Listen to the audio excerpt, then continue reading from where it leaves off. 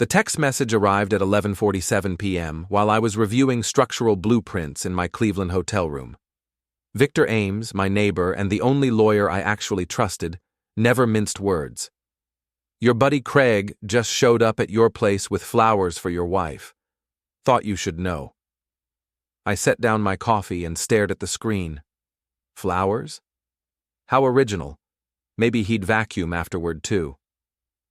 Before we dive deeper into this story, I have one small request.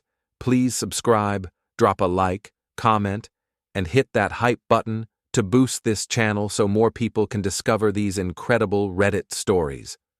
My name is Grant Hollister, and I'm a structural engineer. I spend my days calculating load-bearing capacities and identifying weak points in buildings before they collapse. Turns out, I should have been paying more attention to the weak points in my own marriage. I grabbed my laptop and accessed our doorbell camera system. The timestamp showed 11:23 p.m. There was Craig Lorman, insurance agent extraordinaire, standing on my front porch with a bouquet of roses and a bottle of wine. He looked around nervously before pressing the doorbell.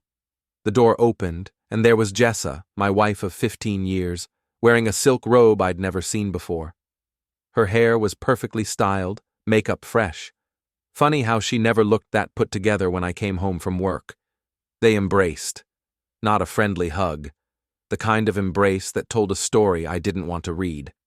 I called Victor immediately. You watching the show? He asked without preamble. Yeah, I'm watching. How long has this been going on? Hard to say. I've seen his car in your driveway maybe 3 times in the past month when you've been traveling. Always late evening, always gone by morning. I rewound the camera footage, checking previous dates. There it was. Craig's silver Lexus in my driveway on October 15th, October 22nd, November 3rd. All business trip nights. Victor, hypothetically speaking, if someone wanted to make 2 cheating scumbags pay for their betrayal, what would you recommend? Victor chuckled, a dry sound that reminded me why we'd been friends since college. Hypothetically, I'd say revenge is a dish best served with proper documentation and legal backing. You want in on some payback? Always. I hung up and opened my laptop. Time to do some structural analysis on my marriage. The bank statements told their own story. Expensive dinners at restaurants I'd never been to, hotel charges on nights when Jessa claimed she was working late at the fitness studio, charges at Victoria's Secret, lingerie I'd certainly never seen. My phone buzzed. Another text from Victor. They just went inside. Lights off in the living room, but the bedroom light came on. You want me to keep watching? No, I've seen enough for tonight. But I hadn't seen enough. Not by a long shot. I spent the next 3 hours going through our joint accounts, credit card statements, and phone records. Jessa had been careful, but not careful enough. There were patterns, text messages deleted in batches, calls to Craig's number that lasted hours, always when I was out of town. The woman I'd supported through her fitness certification courses, the woman whose gym I'd helped finance when the bank wouldn't give her a loan, the woman who'd promised to love and honor me. She'd been playing house with Craig Lorman while I was working 60-hour weeks to pay for our life. I booked an earlier flight home. I arrived back in Cleveland at 6 a.m., 3 hours before my original flight was supposed to land. I parked 2 blocks away from our house on Maple Street and walked through the neighborhood I'd called home for 8 years. Our suburb was the kind of place where everyone knew everyone else's business. Block parties every summer, borrowed lawnmowers, and gossip that spread faster than wildfire. Jessa loved the social aspect. I'd always found it suffocating.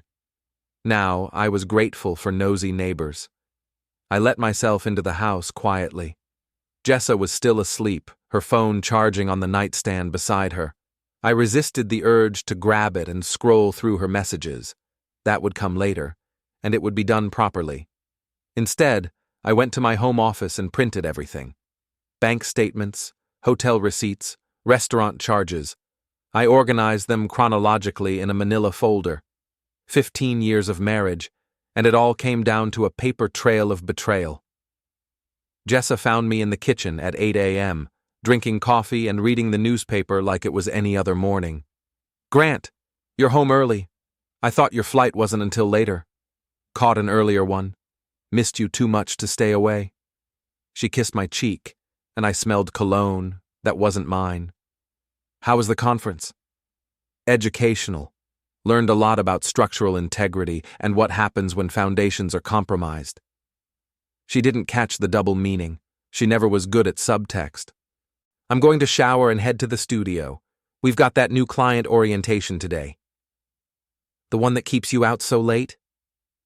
A flicker of something, guilt, fear, crossed her face. "Yeah, you know how it is with new clients. They need extra attention." "I bet they do." After she left, I called Victor. She took the bait, hook, line, and sinker. She has no idea I know anything. How do you want to play this? "Carefully. We need more evidence before we make any moves. Can you get into her phone?" "Already on it. I know her passcode. It's our anniversary date. Sentimental, right?" "Jesus, Grant. Sometimes I forget how ruthless you can be." "I'm an engineer, Victor. I solve problems systematically." That afternoon, while Jessa was at her client orientation, I went through her phone. The messages between her and Craig painted a picture that made my stomach turn. Craig: "Can't wait to see you tonight.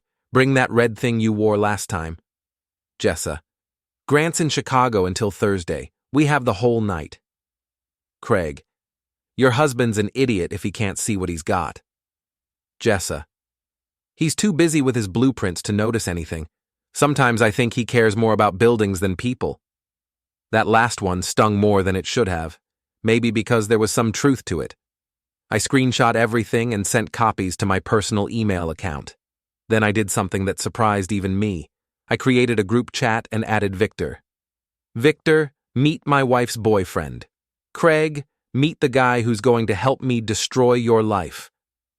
Of course, I didn't actually send it, but I saved it as a draft. My phone rang. It was Rob, my younger brother and former Cleveland PD detective. "Hey, stranger. Haven't heard from you in months. Been busy, work, you know." "Actually, I'm calling because I heard something through the grapevine. About Jessa." "What kind of something?" "Look, I didn't want to be the one to tell you this, but one of my buddies saw her at the Marriott downtown last week with some guy. Thought you should know." "What did this guy look like?" "Tall, brown hair, expensive suit, driving a silver Lexus." Craig: "Thanks, Rob. I appreciate you looking out for me." "Grant, if you need anything, and I mean anything, you call me. Okay?" "I will, but I wouldn't. This was something I needed to handle myself." The next evening, I told Jessa I had to fly to Detroit for an emergency consultation. Instead, I checked into a hotel 15 minutes from our house and prepared for surveillance. Victor met me in the hotel bar at 7 p.m. "You sure you want to do this? Once you see it with your own eyes, there's no going back." "I'm already past the point of no return. I just need evidence that will hold up in court." "I've been thinking about that. Ohio is a no-fault divorce state, but adultery can still affect asset division and spousal support. If we can prove she's been using marital funds for the affair, she has. I've got receipts." At 8:30 p.m., Craig's Lexus pulled into my driveway. I watched from my rental car parked across the street as he walked to my front door carrying Chinese takeout and another bottle of wine. Jessa answered, wearing a dress I'd bought her for our anniversary last year. They didn't even bother closing the curtains. I took photos with a telephoto lens Victor had borrowed from his private investigator friend. Not for divorce proceedings. Ohio courts didn't care about adultery photos, but for my own purposes. At 11 p.m., I drove to Craig's house in the suburbs. His wife Marlene's car was in the driveway, lights on in what looked like the family room. She was watching TV, probably wondering why her husband was working so late again. I almost felt sorry for her, almost. Instead, I wrote down her license plate number and made a note of her schedule. If I was going to destroy Craig's life, I needed to understand all the moving parts. The next morning, I returned home while Jessa was at the gym. I planted a voice-activated recorder in her car and installed tracking software on her phone that would forward all her messages to an account Victor had set up. "You're getting scary good at this spy stuff," Victor said when I called to update him. "I'm motivated." "What's the end game here, Grant? You get the evidence, file for divorce, take half the assets. Then what?" "Then I make sure everyone in this town knows exactly what kind of people they are. Jessa's built her whole identity around being the perfect wife and successful businesswoman. Craig sells insurance based on trust and reliability. Let's see how well their reputations hold up under scrutiny. You want to destroy them socially. I want them to feel exactly as humiliated and betrayed as I do right now, but I want it to last longer." That weekend was our neighborhood's annual block party. Jessa spent hours getting ready, picking out the perfect outfit to play the role of devoted wife. I watched her practice her smile in the bathroom mirror. "You excited about tonight?" she asked. "Absolutely. Can't wait to see how everyone reacts to our news." "What news?" "Oh, you'll see." The block party was held in the Johnsons' backyard, with a projector set up for a slideshow of neighborhood photos from the past year. I'd volunteered to help with the technical setup. "Grant, you're so good with all this computer stuff," Mrs. Johnson said as I connected my laptop to the projector. "Jessa's lucky to have such a handy husband." "I'm the lucky one," I replied, loud enough for Jessa to hear from across the yard. At 8 p.m., I started the slideshow. Neighborhood barbecues, kids' birthday parties, the annual Christmas decoration contest. Everyone gathered around with drinks and lawn chairs. Halfway through, I accidentally clicked on the wrong folder. Suddenly, the projection screen filled with a photo of Craig's car in my driveway, timestamp clearly visible. Then another photo of Craig and Jessa embracing on my front porch. Then a screenshot of their text messages, blown up large enough for everyone to read. The crowd went silent. "Oops," I said, quickly closing the folder. "Wrong slideshow." But it was too late. 50 neighbors had seen everything. Phones were already coming out. People whispering, pointing. Jessa's face had gone white. Craig, who'd been standing with his wife and kids, looked like he was about to vomit. "Grant," Jessa hissed, grabbing my arm. "What the hell was that?" "Technical difficulties. You know how computers are." Marlene Lorman pushed through the crowd, her face a mask of fury. She walked straight up to her husband and slapped him across the face hard enough that the sound echoed across the yard. "You bastard," she said, her voice carrying to every corner of the party. "How long?" Craig stammered something about it being a misunderstanding, but Marlene was already walking away, pulling their 2 kids behind her. The party ended early. The fallout from the block party was immediate and devastating. By Monday morning, half the neighborhood knew about Jessa's affair. By Tuesday, it had reached her gym. I was in my office when Jessa called, sobbing. "Grant, you have to fix this. People are calling me horrible names. Mrs. Peterson won't even look at me. The Johnsons asked me not to come to their daughter's birthday party." "I'm sorry to hear that." "Sorry? You did this. That slideshow wasn't an accident." "Can you prove that?" Silence on the other end of the line. "I want you to move out," she finally said. "It's my house too, Jessa. I'm not going anywhere." "Then I'll move out." "With what money?" "I checked our accounts this morning. Seems like you've been spending quite a bit on hotels and restaurants lately. Expensive tastes for a fitness instructor." "You froze the accounts?" "I protected them. There's a difference." I hung up and called Victor. "Phase 1 complete. How's our friend Craig doing?" "Not well. Marlene kicked him out yesterday. He's staying at the Motel 6 on Route 9. His office got about 30 phone calls this morning from people asking if Lorman Insurance represents family values." "Beautiful. What about Marlene? Is she ready for Phase 2? "She wants to meet with you tonight, 7 p.m. at Murphy's Bar." Murphy's was a dive bar near the lake where nobody from our neighborhood would be caught gone. Perfect for clandestine meetings. Marlene was already there when I arrived, nursing a whiskey and looking like she hadn't slept in days. "You son of a bitch," she said as I sat down. "You destroyed my family." "Your husband destroyed your family. I just provided the documentation." She stared at me for a long moment, then laughed bitterly. You know what the worst part is? I suspected something was going on, but I kept telling myself I was being paranoid. Turns out I wasn't paranoid enough. How long do you think it's been going on? Based on his behavior? At least 6 months? Maybe longer? She finished her whiskey and signaled for another. He's been working late, taking mysterious phone calls, buying new clothes. All the classic signs. I'm sorry. No, you're not. You're angry, just like I am. The difference is, you're doing something about it. She was right. I wasn't sorry. I was furious, and I wanted everyone involved to pay. What do you want from me, Marlene? I want to help you destroy them both. Completely. That's a dangerous thing to say to someone you barely know. Craig cleaned out our savings account yesterday.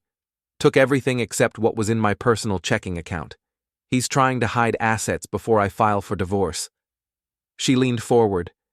But here's the thing. I know where he hides everything. Account numbers, passwords, his little black book of clients who pay cash for special services. Special services? Insurance fraud. He's been helping people stage accidents and inflate claims for years, takes a percentage under the table. This was better than I'd hoped. What do you want in return? I want Jessa to lose everything, just like I'm about to. Her business, her reputation, her friends. I want her to know what it feels like to be completely humiliated. I think we can arrange that. We shook hands across the sticky bar table, an alliance born of mutual betrayal and shared rage. The next phase of our plan required precision timing and careful coordination. Marlene had access to Craig's financial records, and I had documentation of Jessa's affair. Together, we could orchestrate a controlled demolition of both their lives. First target, Craig's insurance fraud operation. Marlene provided me with copies of falsified claims, client communications, and bank records showing under-the-table payments. I compiled everything into a comprehensive report and sent it anonymously to the Ohio Department of Insurance. This should trigger an investigation within the week, Victor said, reviewing the documents. If even half of this is true, Craig's looking at criminal charges and the loss of his license. What about the statute of limitations? Some of these claims are from last year. He's still within the window for prosecution. Second target, Jessa's business. I'd been doing research on her fitness studio and discovered some interesting discrepancies. The certification she claimed to have from the National Academy of Sports Medicine expired 2 years ago. The nutrition counseling she offered? Legally, she wasn't qualified to provide that service without additional licensing.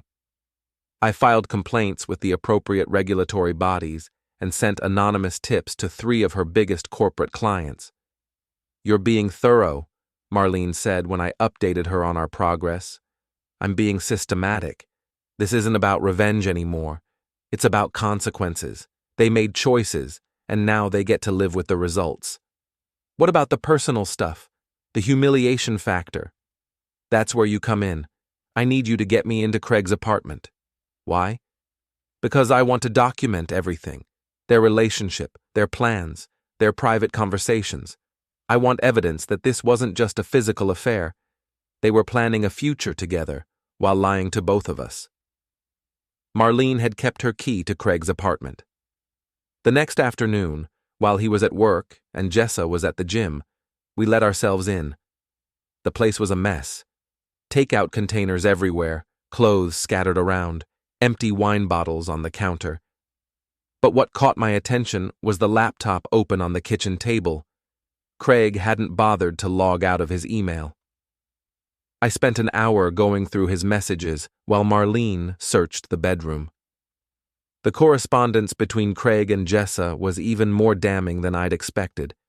They weren't just having an affair, they were planning to leave their spouses and start a new life together. Jessa. I can't keep pretending with Grant. He's getting suspicious. Craig, just hold on a little longer. Once I get this promotion, we'll have enough money to start over somewhere else. Jessa, what about Marlene and the kids? Craig, that's my problem to solve. You just focus on getting what you can out of the divorce. I printed everything and saved copies to a flash drive. In the bedroom, Marlene had found something even more interesting. A shoebox full of cash and a second cell phone. This is his burner phone for the insurance fraud, she explained, and there's about $15,000 cash here. Money he skimmed from fraudulent claims? Has to be. He always said our savings account was all we had. I photographed everything, including the serial numbers on the bills. Marlene, I need you to put everything back exactly where you found it. We were never here. What's the next step? We wait for the investigations to start, and then we make sure everyone knows exactly who they're dealing with. That evening, I had dinner with my kids for the first time since the block party. Sarah, my 16-year-old daughter, was furious with me. Dad, everyone at school is talking about Mom's affair. It's humiliating. I'm sorry you're going through this, sweetheart. Are you? Because it seems like you're enjoying destroying Mom's life. My 12-year-old son, Michael, looked up from his video game. Mom's been crying a lot, and she keeps yelling at people on the phone. Your mother made some bad choices, and now she's dealing with the consequences. So you're getting divorced? Sarah asked. Probably. Good, she said, surprising me. I'm tired of pretending we're a happy family when everyone's miserable. Sometimes kids see things more clearly than adults. 2 weeks later, everything came together at once. The Ohio Department of Insurance raided Craig's office on a Tuesday morning. By noon, he was in handcuffs, charged with insurance fraud, conspiracy, and money laundering. The local news picked up the story, complete with footage of Craig doing a perp walk in his expensive suit. Jessa's fitness studio received notice that her business license was under review due to questions about her qualifications. 3 corporate clients canceled their contracts, citing concerns about liability. But the piece de resistance came from an unexpected source. I was at work when Victor called with news. You need to see the local Facebook group. Someone posted something interesting. The Maple Street Neighborhood Watch Facebook group had 847 members, basically everyone within a 5-mile radius. That morning, someone with the username Concerned Neighbor had posted a detailed timeline of Jessa and Craig's affair, complete with photos, text message screenshots, and financial records. The post had 312 comments and 89 shares. Who posted this? I asked Victor. Good question. The account was created yesterday, and this is the only post. Could be anyone. But I had a pretty good idea who Concerned Neighbor was. I called Marlene. Did you see Facebook this morning? I might have glanced at it. Why? Marlene, you can't post evidence from an active criminal investigation. I didn't post anything from the investigation. I posted screenshots of text messages between my husband and your wife, photos that were taken in public, and financial records that I have legal access to as Craig's spouse. She was right. Everything in the post was either public record or information she had a legal right to share. The comments are brutal, I said, scrolling through them. They should be. These people trusted Craig with their insurance needs and Jessa with their fitness goals. They have a right to know what kind of people they're dealing with. The social media exposure was the final nail in both their coffins. Craig's remaining clients started canceling their policies. Jessa's gym fired her for bringing negative attention to the business. Within a month, they were both unemployed, publicly humiliated, and facing criminal charges. But I wasn't done yet. The divorce proceedings were swift and brutal. With evidence of Jessa's affair and her misuse of marital funds, Victor was able to secure a settlement that left her with virtually nothing. She gets her personal belongings, her car, and enough money to rent a small apartment for 6 months, Victor explained as we reviewed the final papers. Everything else stays with you. Including the house? Including the house. She waived her claim to marital property in exchange for you not pursuing criminal charges for the money she spent on the affair. It was a good deal. Jessa would start over with nothing, just like she'd planned to leave me with nothing. Craig's situation was even worse. The insurance fraud charges carried a potential sentence of 5 to 10 years in prison. His lawyer was pushing for a plea bargain, but the evidence was overwhelming. Marlene's testimony is going to bury him, Victor said. She's cooperating fully with prosecutors in exchange for immunity from any conspiracy charges. What about the divorce? She gets everything: the house, the kids, his pension, even his share of the insurance agency. He'll be lucky to get out of prison with enough money for a bus ticket. I should have felt satisfied. Justice had been served, consequences had been delivered, and both Jessa and Craig were paying for their betrayal. But I wanted one more thing. On the day Jessa moved out of our house, I was waiting in the driveway when the moving truck arrived. She looked like she'd aged 10 years in the past 2 months. Her hair was unwashed, her clothes wrinkled, her face puffy from crying. "I hope you're happy," she said as the movers loaded her belongings. "I'm content. You destroyed my life over a stupid mistake. A mistake is forgetting to pick up milk at the store. What you did was a choice, a series of choices made over months that showed complete disregard for our marriage and our family."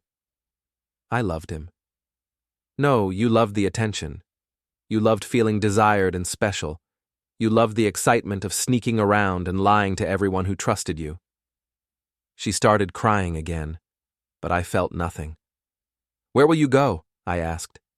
"My sister's place in Columbus, until I can find a job and get back on my feet." "Good luck with that. I'm sure potential employers will love your recent media coverage." It was cruel, but it was also true. The Facebook post had been shared hundreds of times, and a Google search of her name brought up the entire sordid story. As the moving truck pulled away, I stood in my driveway and looked at the house I'd worked so hard to buy and maintain. It was mine now, completely and legally. My phone buzzed with a text from Victor. Craig just accepted a plea bargain: 3 years in minimum security, full restitution to the insurance companies, and permanent loss of his license. 3 years. It seemed like a light sentence for someone who'd stolen thousands of dollars and destroyed multiple families.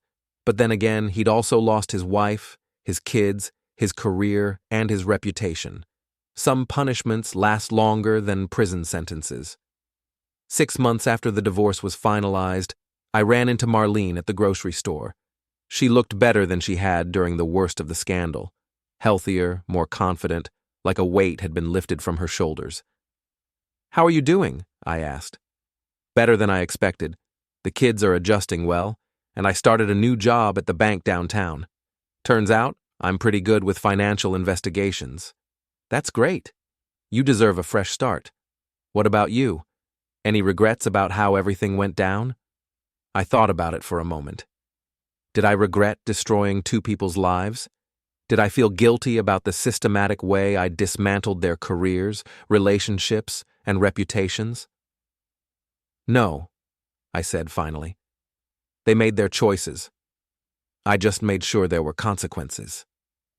You know, I used to think you were too nice, too passive. Turns out I was wrong. People underestimate engineers. We're good at identifying structural weaknesses and planning controlled demolitions." She laughed, a genuine sound that reminded me there was life after betrayal. "Have you thought about dating again?" "Not yet. I'm still working on rebuilding my own foundation." It was true. The past year had taught me things about myself I'd never known. I was capable of patience, planning, and ruthless execution when pushed too far. I could be calculating and methodical in pursuit of justice. Some people might call it revenge. I preferred to think of it as structural engineering applied to human relationships. A few weeks later, I got a letter from Jessa. She was working as a waitress in Columbus and living in a studio apartment. She wanted to apologize and ask if there was any chance of reconciliation. I threw the letter away without finishing it. Some structures, once they collapse, can't be rebuilt. The foundation is too damaged, the trust load-bearing walls too compromised. The only option is to clear the debris and start over with a better design. Craig was scheduled to be released from prison in 18 months. I wondered what kind of life he'd build for himself with a criminal record and no professional prospects. I wondered if he'd learned anything about the consequences of betrayal and fraud. Probably not. Some people never learn. But that wasn't my problem anymore. I was standing in my backyard, looking at the space where Jessa used to have her garden, when my phone rang. It was Sarah, calling from college. "Hey, Dad, how are you doing?" "Good. Really good, actually. How's school?" "Great.